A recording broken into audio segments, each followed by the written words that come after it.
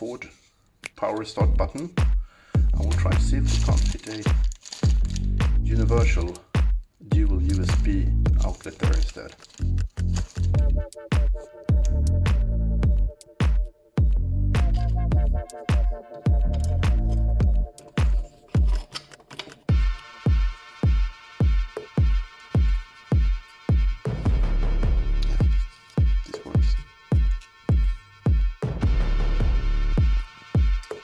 To grind some out. Grinding tool. The metal layer is so thin. It is an foil. It is not proper metal, but it's so thin that you barely can see where it goes from the plastic to the metal. It grinds down really easy.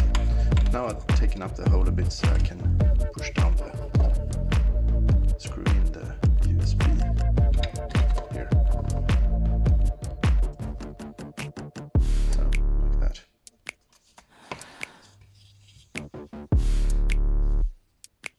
It's really a snug fit.